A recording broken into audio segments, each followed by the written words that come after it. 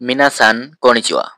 প্রিয় জাপানিজ ভাষা শিক্ষার্থী, আজ আমরা জাপানিজ ভাষায় রঙের নাম এই বিষয়টি নিয়ে আলোচনা করব। এখানে আমরা জানবো আমরা যে লাল, সবুজ, হলুদ, কালো, বেগুনি, সোনালী এই যে নামগুলো বলি, এগুলো জাপানিজ ভাষায় মূলত কি বলা হয়। তো চলুন আমরা ক্লাসটি শুরু করি। আপনারা স্ক্রিনে দেখতে পাচ্ছেন এখানে জাপানিজ ভাষা এবং ইংরেজিতে রঙের নাম লেখা আছে। তাহলে চলুন আমরা এগুলো পড়ি। প্রথমে যেটি আছে আকা। আকা, আকা মানে হচ্ছে রেড অর্থাৎ লাল। এরপরে কি, কি জাপানিজ ভাষায় কি, কি অর্থ ইয়েলো অর্থাৎ হলুদ রং। মিদোরি, এখানে আপনারা শেষে এটা একটু আপনাদের বুঝতে অসুবিধা হতে পারে, কিন্তু জাপানিজরা এইভাবেও রিটা দিয়ে থাকে। আমরা তো জানি রিটা এরকম হয়, কিন্তু অনেক সময় জাপানিজরা রিটা এইভাবেও দিয়ে থাকে। হ্যাঁ, তাই মিদোরি অর্থাৎ গ্রিন, সবুজ রং। এরপরে যেটি আছে মুরাসাকি। মুরাসাকি, মুরাসাকি মানে হচ্ছে পার্পল অর্থাৎ বেগুনি রং।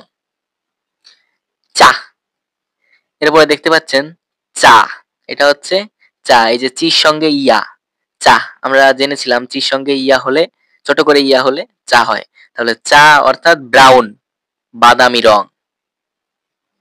এরপরে যেটি আছে শিরো। শিরো, শিরো মানে হচ্ছে হোয়াইট, সাদা। এখানে আপনারা কালারটা দেখতে পাচ্ছেন না, কারণ যেহেতু এটা স্কিনের ব্যাকগ্রাউন্ডটা সাদা কালার, তাই এই রঙের সঙ্গে মিশে গেছে। ঠিক আছে, আপনারা পাশে এই রংগুলো দেখতে পাচ্তেছেন। প্রতিটা যে জাপানিজ ভাষায় এবং সেখানে ইংরেজি ভাষায় আছে, এবং সেই রংটি দেখতে কেমন সেটাও আপনাদের দেওয়া আছে, যার ফলে আপনারা খুব সহজে এটা বুঝতে পারবেন। এরপরে যেটি আছে কুরো। কুরো, কুরো অর্থাৎ ব্ল্যাক, কালো রং। এরপরে যেটি আছে কিন। কিন, কিন মানে হচ্ছে গোল্ডেন অর্থাৎ সোনালী রং। আমরা যেটা বাংলায় বলি সোনালী রং, ইংরেজিতে গোল্ডেন অর্থাৎ সোনালী রং। এরপরে যেটি আছে এই যে কি, কির উপরে তেন তেন, এখানে তেন তেন দেওয়া আছে কির উপরে, তেন তেন দিয়ে তাহলে কি হয়ে যাবে গি, তাহলে গিন। এটা আমি একটু লিখে দিচ্ছি, গিন। ঠিক আছে, গিন। গিন অর্থাৎ সিলভার, অর্থাৎ সিলভার কালার। আমরা বাংলা ভাষায় কিন্তু এটাকে সিলভার কালারই বলে থাকি। ঠিক আছে, মানে এটা পুরোপুরি সাদা নয়, কিন্তু সাদার মাঝে হালকা একটু কালো কালো একটা ভাব রয়েছে, এটা হচ্ছে সিলভার কালার। তো চলুন আমরা এটা আবারও প্রথম থেকে পড়ি।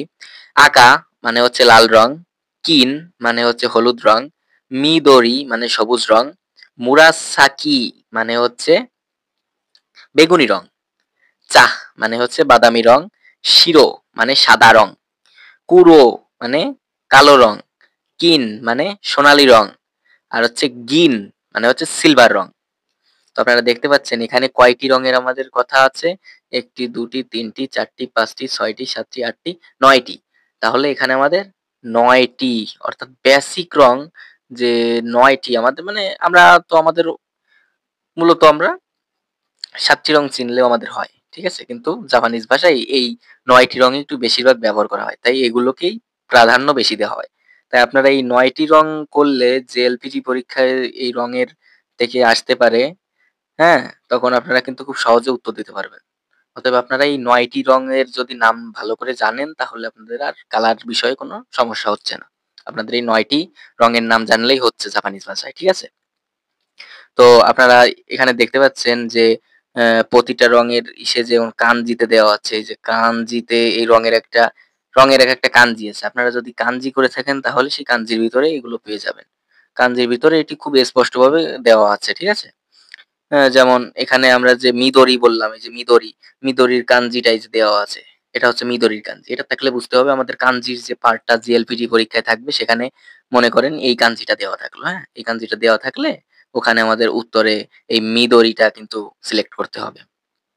ঠিক আছে? ঠিক একইভাবে এটা আপনারা কাঞ্জির ভিতরে পেয়ে যাবেন। যেমন শিরো মানে সাদা, এইটা কিন্তু খুবই ইম্পোর্টেন্ট। বেশিরভাগ সময় জেএলপিটি পরীক্ষায় চলে আসে। শিরো, শিরো মানে হচ্ছে সাদা। হ্যাঁ? এটা আপনারা কাঞ্জির ভিতরে পাবেন। আমাদের যে N5 লেভেলের ১২০ টা কাঞ্জি আছে, তার ভিতরে কিন্তু এগুলো রয়েছে। আপনি এখন এই কালারের যে জাপানিজ ভাষায় যেটি আছে উচ্চারণ, এই শব্দগুলো আপনি বাসায় এখন প্র্যাকটিস করেন, আপনার খুব সহজে হয়ে যাবে। আজ এখানে বিদায় নিচ্ছি। সবাই ভালো থাকবেন, সুস্থ থাকবেন।